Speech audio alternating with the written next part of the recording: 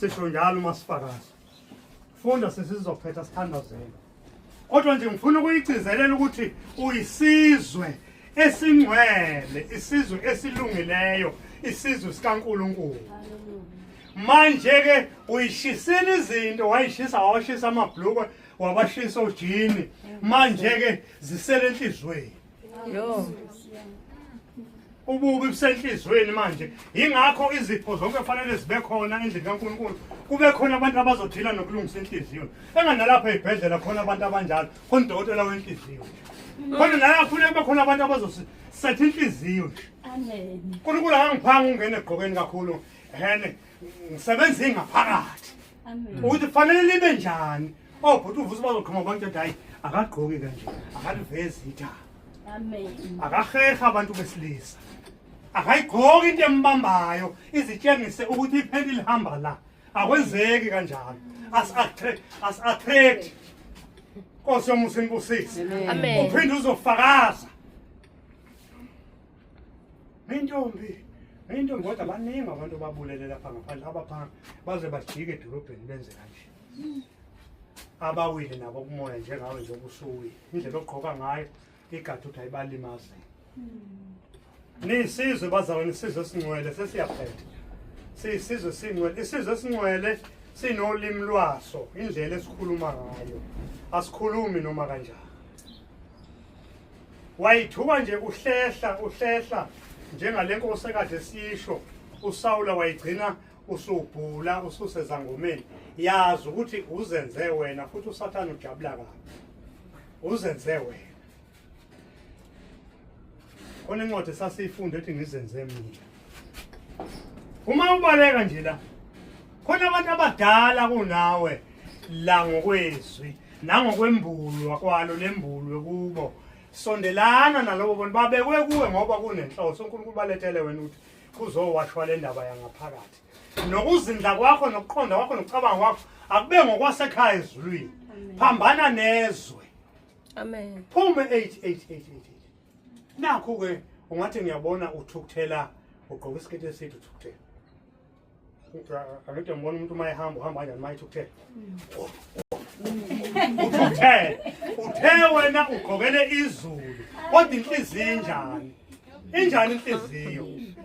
Egameni likaJesu Kristu waseNazaretha.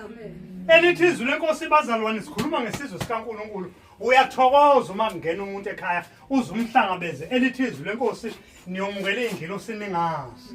Abantu uma kungena umuntu uvele amiyeke umuntu agijima uthi konje fridge nawo khona uzofuna ukudla. Uthi lo muntu umntwana kaNkulunkulu, uthi uyisizwe singcwele. Kodwa kunento engakafi ngaphakathi le kuthiwa umona. Mina bazalwane ngasizwa ukuthi izono zibizwe ngqo. Ukuthi uma kuthiwa umona, uma kuthiwa ufebe iyangisiza leyo nto ukuthi sibizwe ngamagama izono. Ngoba uma usabiza umjolo ungathi igama elihle. Ungathi igama elihle nje. Phuma ulibize kahle. Ngithini ukhaxeza ukheleja yini? Ukheleja ngengezwa bekufunda lapha eMthatha. Manje ngazwa kuyigama elimnandi. Athi hayi manje ngihambe nje awu uyakheleja wena. Manje ungayazi. Ukheleja ufornicator, ukhexeza iadultery. So bangcwele siyambonga uNkulunkulu. Ingakho bangcwele kufanele bazalwane siyifundisise lento ukuthi besijabula sisemasontweni sigida kuba lokhu sibile nje siyagida tuvutu. Kodwa manje asiyazi indaba la ukuthi ithini. Indlela ekhaya ezulwini nansi la. Ithoshile indlela nathi. Hawu. Konje uphada vusa ubefunda izwi lithi umzalwane akamzondo umzalwane. Kusho la ngaphakathi. Izwi impela lifundiwe. Ake ngiyokhuleka enkosini ingisize. Enganisho abantwana bethu asisaba-treat njengaleya ndlela. Umshaya uthukuthela unengiwe.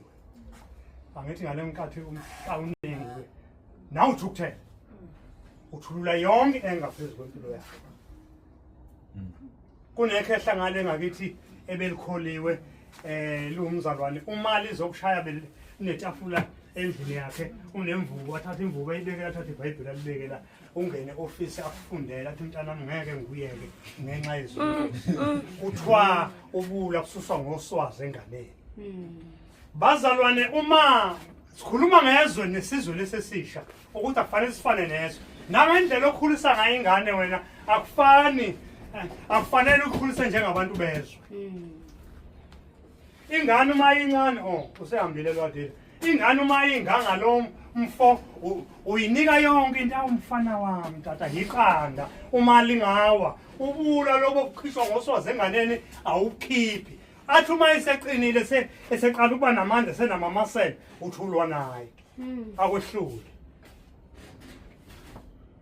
lithi izwi lenkosi owesifazane uyosindiswa ngokuzala abantwana kodwa uma besenkosini bekhonza inkosi lisho njalo noma ngalimisi kahle kodwa linjalo lo owesifazane uyosindiswa ngokuzala abantwana uma besenkosini bekhonza inkosi umkhulise kanjani njobe liphare emgwaqeni umkhulise kanjani uma usiyomkhulekela uNkulunkulu qala urepente wena urepentela ukuthi angimkhulisanga Jesu angenzanga njoba wawushila ezwini lakho ngithethelele ukuze inkosi iyokwazi ukusebenza kuye Osemusini bosisi Amen.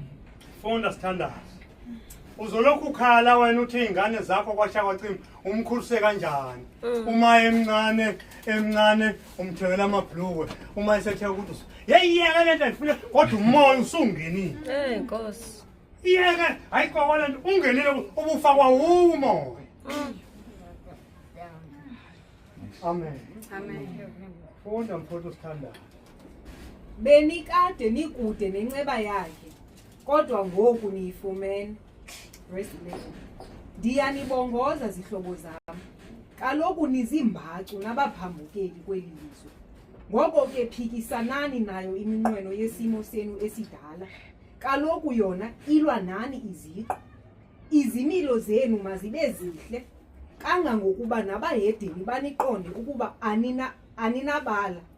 Xa kunjalo ke bayakuthi nokuba bayanityhola ngokungcola babuye bavume ukuba nimsulwa ngaloo ndlela ke bayakumdumisa uThixo ngomhla wokufika kwakhe ngenxa yenkosi wathobeleni onke amagunya akhoyo ukumkani mthobeleni njengowongamileyo ufuna wani verse 30 hayi lapho ezulwini linehlobe ngathi uzozona kugcina 12 isimilo somuntu okholwayo isho kanjani uqedile funda kangane yami sizothanda zosihambeni uNkulunkulu siyamncenga ukuthi asisize Ekade naningesiso isizwe. nani ngesisona isizwe ngale kathi ningakaphenduki wawuyinto nje yayidla kusathana kusho ukuthi usuka ngabusona isizwe uma uphenduka uma ubaleka lithi izwi lenkosi nina eniphunyuke enkembeni kuJeremiah nina inkembe semva kwethu uma usahlala inkembe la siyeza inhlungu khona umzalwane engithele into lombono akawuse groupini uthi ubone unamadoda amakhulu anezikhonda ehamba eshaya abesifazane badlwengula ebashaya ngamaketanga ngathi mina umoya uzokhishwa uma ke lahamba ibandla kuzoba kanjalo into izambulo sezikhona eyishoyo ukuthi kuzoba njalo manje nakho udlala ngenkosi udlala ngethuba funda sisi Kepha manje niyisizwe sikaNkulunkulu eneningahawukelanga kepha manje nihawukelwe bathandekayo nginincenga njengabafokazi nezihambi ukuba nidede ezinkanukweni zenyama ezilwa nomphefumulo bazalwane bathandekayo nginincenga njengabafokazi uma kuthiwa umfokazi usuke ungesiwona walelozwe sibizwa ngabafokazi akusilela kithi vele leli amen ukholo lwakho mzalwane ehlala phansi ngani yami ukholo lwakho mfowethu lwenze ngalendlela olwenza ngayo kodwa uma lini izulivuza le ndlu hleli kuyo izonetha wena uNkulunkulu utshela uNowa ukuthi Nowa yakho umkhumbi wawakha ngendlela yokuthembeka uNowa wathi wona lo mkhumbi kade wakhiwa uNoah wathi akangene ngawo emanzini kuzamxolo wangena yena wangena emkhunjini okade wakhiwa uye wangena emkhunjini wangena emanzini kuzamxolo ukuba wawurobha lo mkhumbi ukuzovuzwa amanzi kungena amanzi kufe yena njengoba urobha inkolo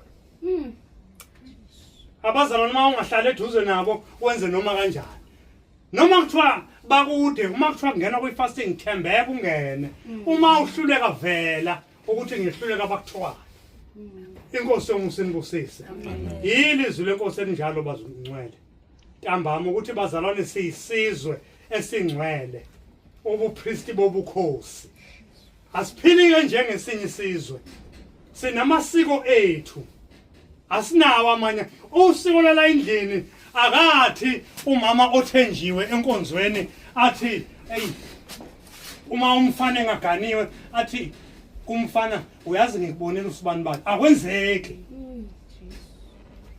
yonke into ivela la kuyathandazwa ngoba siyisizwe esingcwele kunendlela yakhona nala siyakhuleka umfazi uyembulwa umyeni uyembulwa avele umbono into nangu sibani bani ngoba uNkulunkulu owazi inhliziyo uthi kuSamuel akabheki njengokusemehlweni njengabantu babuka ngamehlo bethi intombi wasibani bani namayips kanti ulethe ukuhlupheka endlini Nkosi yomusa inibusise amen so bangcwele umoya ongcwele besixoxela lokho ukuthi asiphumeni eindabeni zezwe siphumisisana impela nje siphumisisise uMoses ukhuluma kahle uNkulunkulu ukhuluma kahle kuMoses cishe kwakubefore bawele iJordan uyamiyala uthi amadodana enu ningathathela amadodakazi lapha yakulezi yazizwe naba bengathathelani uthi bheka ngithuma ingelosi phambi kwakho ungayicunuli ngoba yikuthethelela iziphambeko zakho uyicunula ngokwenze njani ngokufihla izono uma uyifihla awunakuphumelela khona abantu abasebasha la seniyaphetha khona abantu abasebasha uthola ukuthi phansi kweingubo kubuye kuphazameke angayikhulumi leyo nto usathane athi hayi uzothina ubhuku uzothina noma manje uzothina othina umfundisi kube sahlazo kodwa uma ususesihogweni ekuphendula ngempoloko amadimoni ngoba akuhlupha kakhulu uma uke walazi iqiniso wawusudlala ngalo isho inyama le ukuthi usathane ungenzisa ukuthi ngiphansi kwengubo futhi ke nina ngiyangithemba nisangeni namafoni noqofele lapha into zenu zonke zingcwele ngoba niyisizwe ukuze inkanuko zinganikezwa amandla amen akho amavidiyo athe pheceleze esiwabukayo ngisho amavidiyo alwayo lamavidiyo alwayo obani bana ngisabadla abantu babelwa lapha emavidiyweni bedubula asikwenzi izingane ezincane siyibukisela labo Popeye isikhathi esiningi banemoya balokhu sele nje igqolozelo Popeye bakhona Popeye sebekhuluma ngokukholwa kodwa nje ugqolozela iTV yenye yezinto iyambamba umzalwane iyamkhipha safica abanye sekuphetha nje bazalwane bephumile be-out kumoya uzwe ukuthi hey abazalwane inyama yodwa le babukala amaNigeria yabona ijo zamaNigeria ezinde lezi bathi hayi ziyafundisa zinesifundisa ngazi isifundisa sa angithi yabona usubuyile esifundisweni lithi izwi lenkosi baqinisela esifundweni sabapostoli kusho ukuthi kuyaqiniselwa akulula abapostoli bathi ngalekathi kuzobekwa oStefane bathi sizobeka amadoda ayisikhombisa thina bese siqinisela ekukhulekeni nasezwini kuyaqiniselwa ningadlali ngeingceku ingceku kufanele ithole imessage ephilayo eqhamuka ekhaya kodwa nibuye nihluphe zibubule phakathi kwazo lithi izwi lenkosi laba abaniholayo qaphelani kuba bangabubuli phakathi kwabo ngoba basazolandiswa ngani amen amen amen amen